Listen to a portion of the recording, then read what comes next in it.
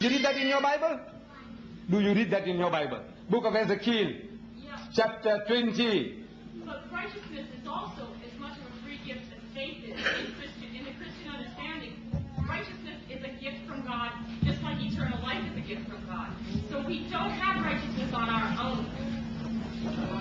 When you compare, my sister, look, you see, the Christian world has really gone down the drain, according to Jimmy Swaggart. According to his books, you must read them. If you haven't got them, you must get them. On sodomy, homosexuals, get that.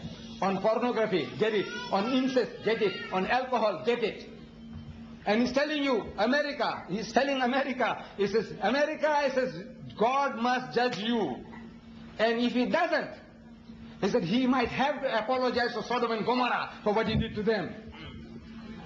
This is Jimmy Swaggart talking. This is where you have gone. After 2,000 years of Christianity. Look, you're Sodomites. Here in New York, you have 1 million more women than men. If every man in New York gets married, there'll be 1 million women who can't get husbands. Here. And out of your manpower you have here, 1/3 are gays, Sodomites. 1/3 are gays. Your prison population, 98% are men. And men will have cold feet for so many different reasons. Can you imagine your problem? There are 7.8 million more women in America than men. If every man in America got married, there will still be 7.8 million who can't get husbands. And we know every man will never get married. You know that for so many reasons. So there are about 20 million more women in America who can't get husbands. 20 million who can't get husbands. What's the solution? Hallelujah. Hallelujah. I said, what's wrong with you? Are you sick? The person is hungry, he says hallelujah, and his stomach will be filled. The woman, she needs man, and he says hallelujah, and her she will be satisfied. There's something wrong with you. You had, I give the figure, 44 million, 55 million, according to Jimmy Swaggart, who are drunkards. With all your born agains. Your Billy Graham, in his book, How to be Born Again, he says there are 75 million born again Christians in America. 75 million. That's about 1/3, is it? 1/3 of your population. I said, amazing. 1/3 of your nation is born again, immaculate, the Spirit is in them, they can't be tempted. The old you, Swaggart says, is now left behind. You are a new you now. You are a new person. 75 million, 1/3, and it doesn't affect the population. You know, Jesus said, a little leaven, leaven at the whole. You need a little yeast to ferment the loaf. If 1/3 of your bread is yeast, and if it doesn't ferment the loaf, there's something wrong with your yeast or something wrong with your flour. Can you see? So I say, my dear child, I say there's something wrong with your flour. See? As well as your yeast. You haven't got it. You haven't got answers to the problem.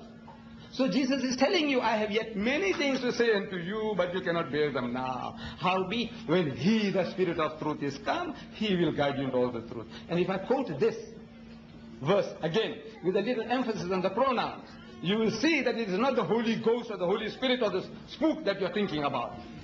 Listen, Jesus says, I have yet many things to say unto you, but ye cannot bear them now. Howbeit, when He, the Spirit of truth, is come, He will guide you into all truth. For He shall not speak from Himself, but what things shall He hear, that shall He speak, and He shall declare unto you the things that are to come. He shall glorify Me. 8 masculine pronouns in one verse. I said, it ill befits a ghost, a spook, or a spirit. You agree?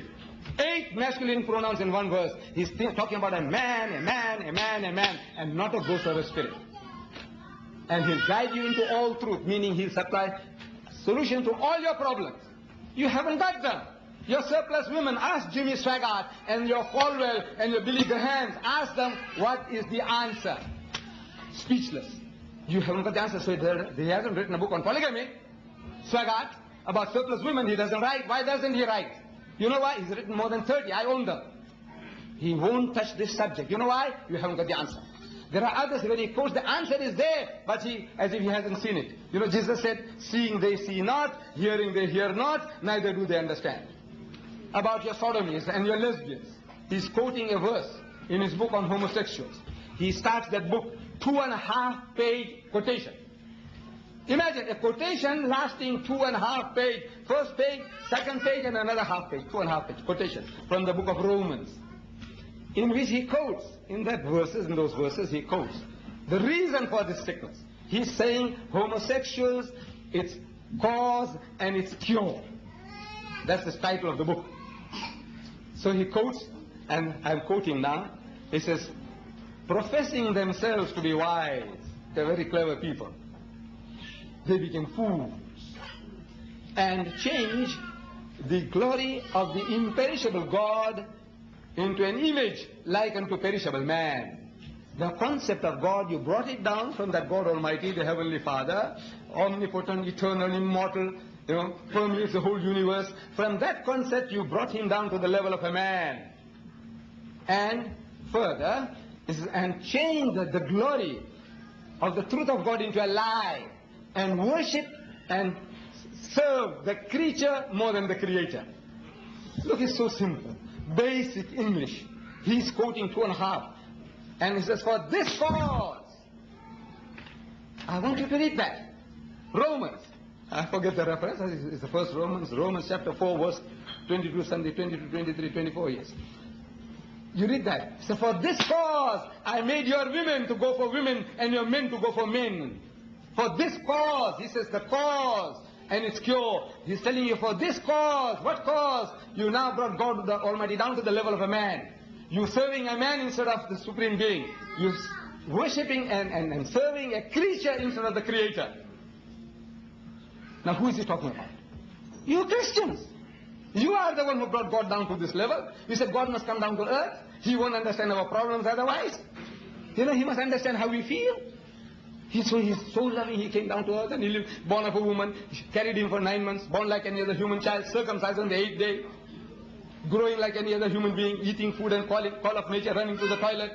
God, you brought him down to that level. For that, God says, I give you punishment. Your women will become lesbians and your men become sodomites. Look, you read the whole book. And by God, he says, for this cause, the book says, its cause and its cure, that word is never used, as if he never read it. So Jesus said, seeing they see not, hearing they hear not, neither do they understand. They are already made up their minds.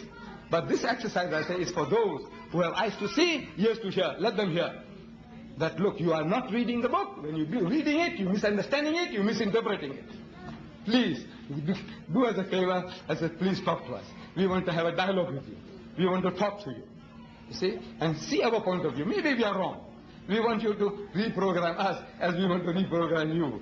But the language is me, myself. I just can't help it. I am born a militant fellow in a militant family. My father was militant. I am militant. My brothers are all militant. And I can't help it, My voice, my size, everything, creates that impression that I'm fighting you. I'm scolding you. But my child, I'm not doing that. This is my nature. I just can't help it. So you'll forgive me for my tone, everything. But I mean well. Please.